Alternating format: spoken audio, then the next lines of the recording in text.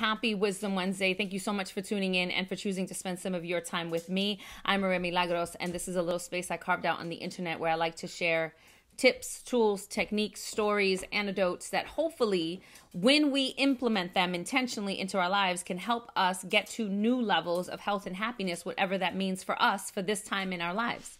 So usually I share a lot about what we should be doing and the changes that we should be making. And today I want to make a little different twist and talk about 3 things that we should stop doing immediately if we want to continue to build our own capacity to love ourselves and to self-care.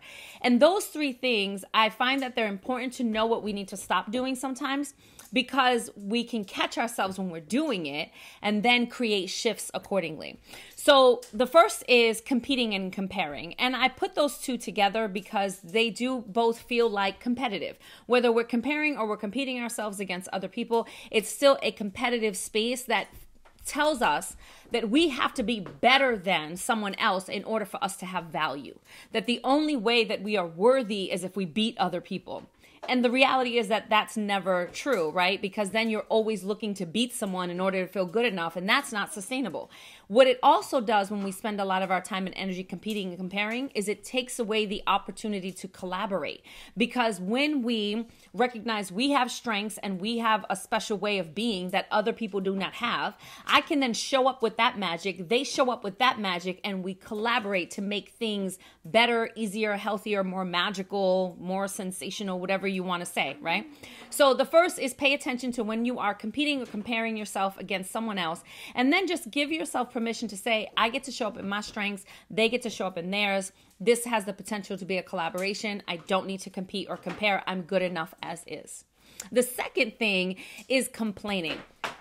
We spend an awful lot of time complaining. We complain about what our bodies look like, how much money we make, what our jobs are. We complain so much all the time about all the different facets of our life. And when we do that, we're also separating ourselves from all the good things that are happening in ourselves and in our lives around us, including the good things that we're creating in our lives. So when you catch yourself complaining, it's a great opportunity for you to catch yourself and say, I recognize that I'm complaining right now. I have so much to be thankful for and appreciative of.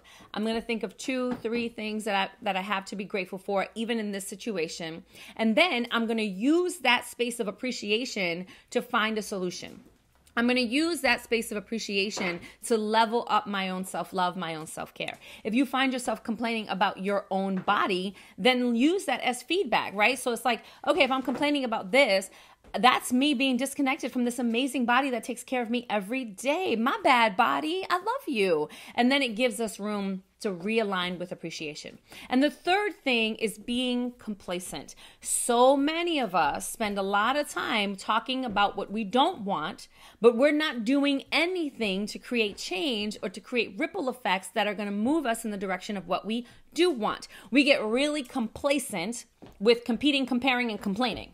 Right? And that is a disconnect from self-love and from the ability to love ourselves, because love inspires action.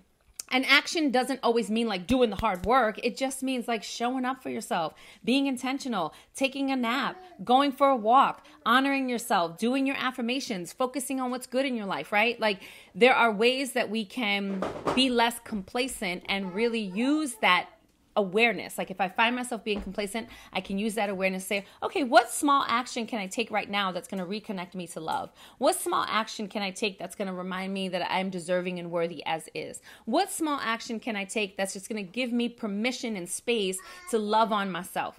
What action can I take? So if you catch yourself competing and comparing, complaining, or being complacent, use it as feedback to then create a shift in a more positive and healthy direction. And when we do that, we're going to find ourselves reconnecting to love, recognizing we don't need to compete. There is no real competition. What am I complaining about, right? If I find that there's something I need to complain about, then how can I help create a solution instead? Because problems aren't necessarily a bad thing. Sometimes we can really change our perspective. Not sometimes. We can change our perspective and see problems as opportunities to use our strengths, to use our creativity, to use our abilities to create change in a way that feels healthier, happier, easier for everybody. And then the last, if you find yourself being complacent, acknowledge that. Like if I'm intentionally resting, that's intentional. If I'm always just kind of sitting around and like hours upon hours upon hours on the TV or Netflix, then I am being complacent with my own life. And I can do something about that. And then doing something makes us feel good because we're moving forward, regardless of what that might look like in that moment or on that day. And that movement builds confidence, and confidence leads to appreciation. Appreciation leads to love, and it makes you feel better. So that's what I have. Those are the three. Those are the ways. Pay attention if you're doing those. And then when you do, create small shifts to help lead you closer to love. That's what I have for today. If you like this, you can give it a thumbs up. If you know someone who can benefit from it, please share it. And if you haven't already, subscribe to my channel. Subscribe. That way you can get more doses of self-love and loving yourself, reminders of how amazing and magical you are, and tips, tools, techniques, nuggets, and stories. Who doesn't want more of those? I do. All right, that's all I have. I'll talk to you soon. I'm sending you love and light. Peace.